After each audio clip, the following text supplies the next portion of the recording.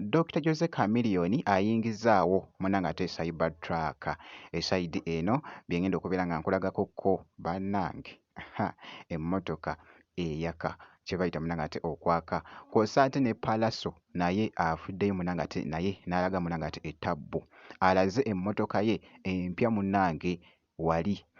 ngenda kubeera nga mbikulagako ko kw'ossa ate Sizabafana ye nno akaaye munnange eno si mumativu wali n'ebitambula ngenda kubeera nga mbikubuulyako ko mu maaso awo bampita Geminati Sizzaku Geminati Yugi wabula mu byonna kansooke nkutegeeze nti kasita obeera nga tonaba kulayikinga vidiyo ogirayikinge kw'ossa ate n'okusubscribinga kiba kikulu nnyo wabula kansooke munnange ate nkutegeeze nti Dr. Jose Chameleone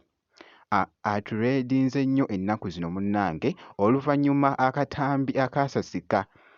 ekisawo kya ssente nga bali mu kitwala munnange ate mu bbanka oba nga ali mu kitwala mu bbanka okubaakinga ssente ezo zaali mpitirivu nnyo abantu ne beebuuza ne bagamba ye Chameleone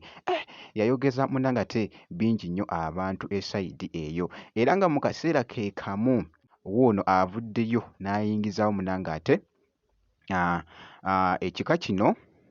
Tesla Cybertruck nga bwogeza ku munnange ate okulaba emmotoka eno yakagiyingizaawo era nga omulundi ogusookedde ddala akatambi akatadde munnange ate ku mikutu gye egy'enjawulo era nga kakyagenda mu maaso munnange ate okutambula okwetooloola wabula emmotoka eno nga nkubuuliddeko ko katono emmotoka eno olina okubeera nga olinamu munnange ate akasente akaweerako ddala ogyetuusaako era nga emmotoka eno ebibadde bitambula wali abamanyi munnange ate ku by'emmotoka bavuddeyo ne bagamba nti emmotoka eno munnange ebalirwamu obukadde miliyoni 432 $10,200 mu $, wabula nga mu Uganda shillings miliyoni 432 okwetuusako munnange ate emmotoka eno Chameleone gy'ayingizaawo ekika kino.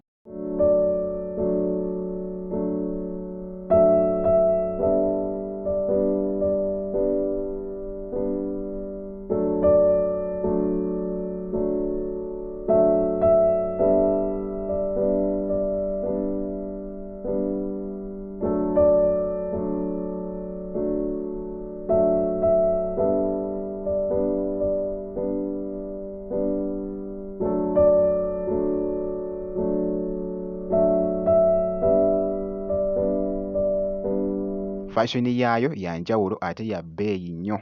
nga bw'okiwulira munnange esayidi eyo bw'atyo Chameleone bw'alaze munnange ate ettabbu ku mmotoka eno empya Tesla Cyber munnange ate Truck wabula nga nkwongeddeyoko wali munnange ate ku muganda we Palaso yakavaayoko n'ayirizinga oluyimba n'abakyala by the way oluyimba luno yalukoze munnange ate ne mwana muwala munnange ate Kisha kw'ossa ne mwana mulenzi munnange ate Kafuba musasamaza era okwata nambe mu mpaka z'abalunzi we makeup tomwetaaga oluyimba luno lukyagenda mu maaso munnange ate okutambula wabula avuddeyo mu challenge gy'akoze avuddeyo n'alaga munnange ate emmotoka eno empya ekika kya Ford Akishwale nayo ngezezza ku munnange ate okunoonyereza emmotoka eno olina okubeera munnange ate miliyoni eyo 250 okwetuusako munnange ate emmotoka eno Palaso gy'abadde nayo.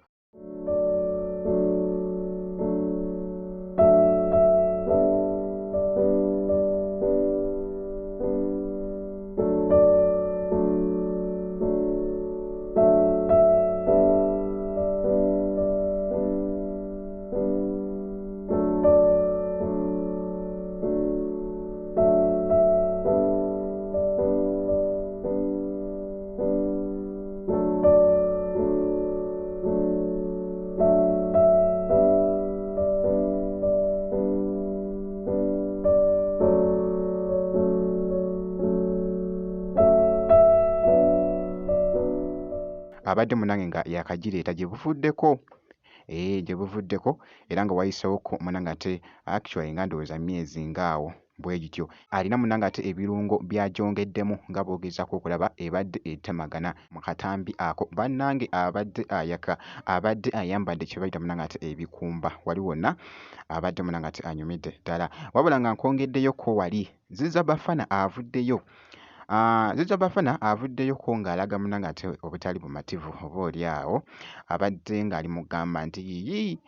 essaawa wali munnange ate ey'omu Kampala wali nti nno ne mugitimbako ate ebintu bwe biti munnange bingi nnyo byayogedde byesitagenda munnange ate kumalirayo wabula kansooke nkuweekoko ku kano akatambi. Tuli mu nnaku nkulu naye Airtel kyemuga temusobola decoratinga ne muta decorations eziri professional ne mu decorating essaawa eno kiyambaani